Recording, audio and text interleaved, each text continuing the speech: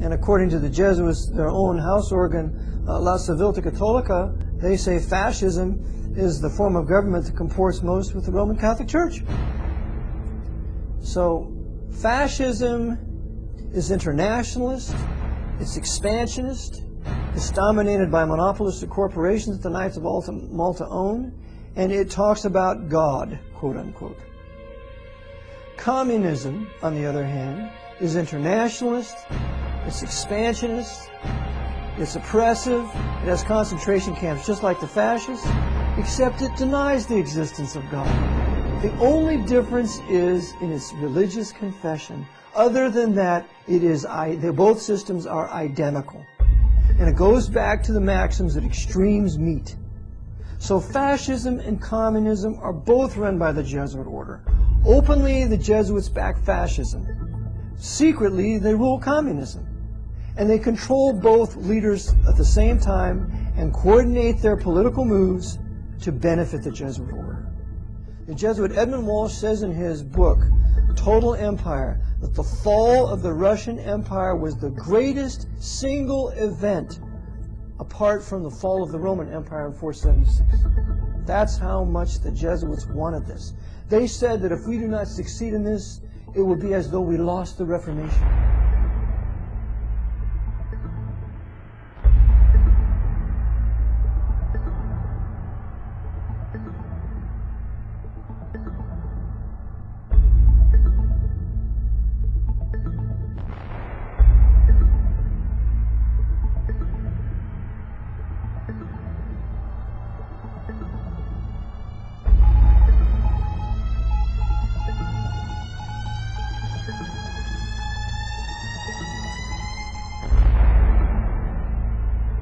World War II was an opportunity that Rome could not afford to bypass.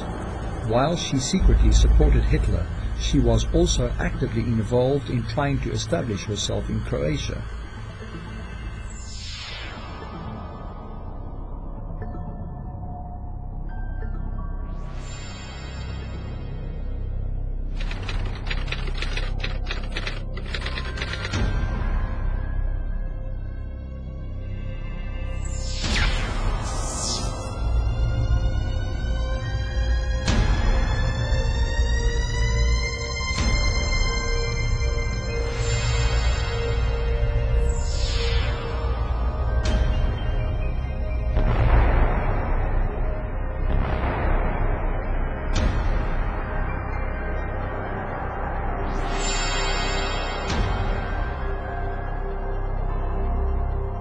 One-third of the Serbs we shall kill, another we shall deport, and the last we shall force to embrace the Roman Catholic religion and thus melt them into Croats.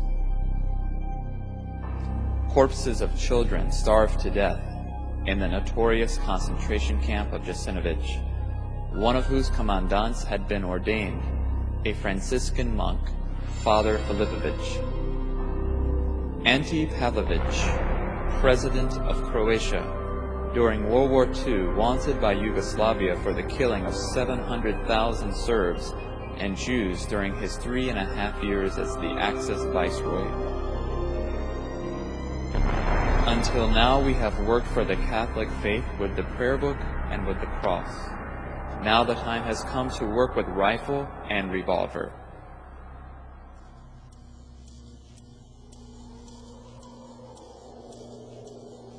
When asked if she could explain why the Catholic atrocities of the war were not as well known as those of the Nazi ones, she responded, "Nazi Germany is no more.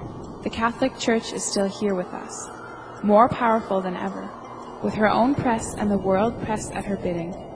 Anything published about the atrocities in the future will not be believed."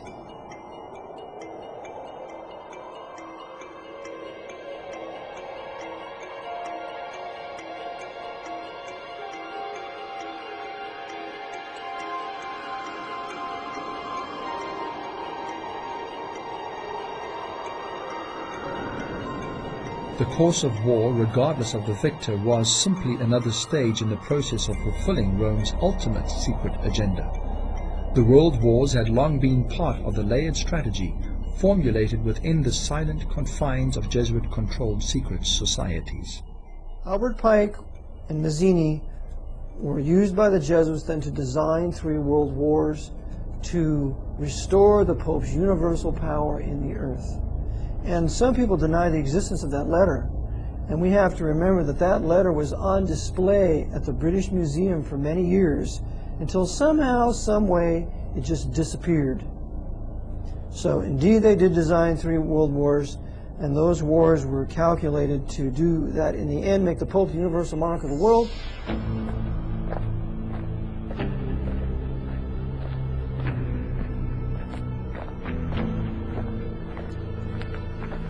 The aftermath of war presented Rome's global henchmen with a golden opportunity to institute another mechanism that would take the world one step closer to a global New World Order.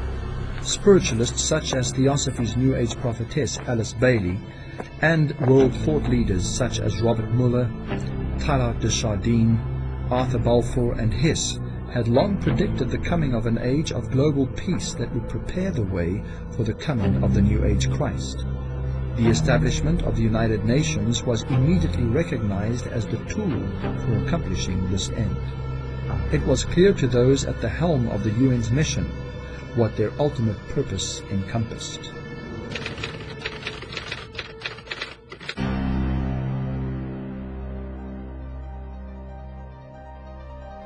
Now this is a very interesting man, Robert Muller. He's the former Assistant Secretary General to the United Nations, but he is today the mover in the spiritual field within the United Nations. He's also called the Prophet of Hope of the United Nations. He wrote, "We must move as quickly as possible to a one-world government, a one-world religion, under a one-world leader."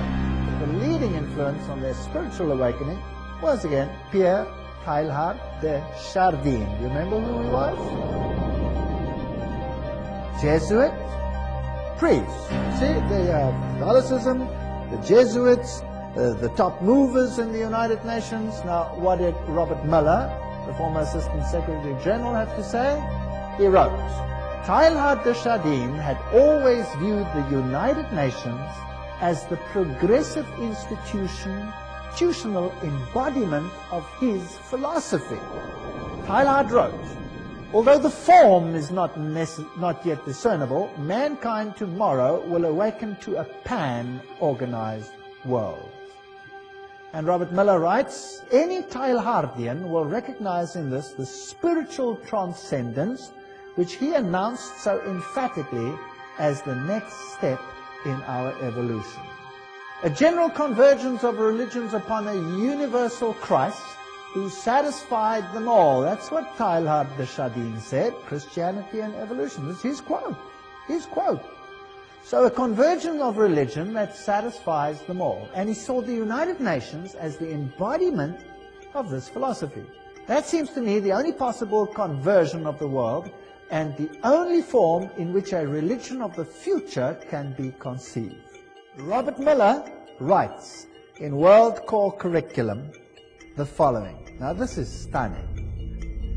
"The underlying philosophy upon which the Robert Muller School," now what is the Robert Muller School? We'll have to come to that. Robert Muller School is the education program for the entire world as will be enforced by the United Nations.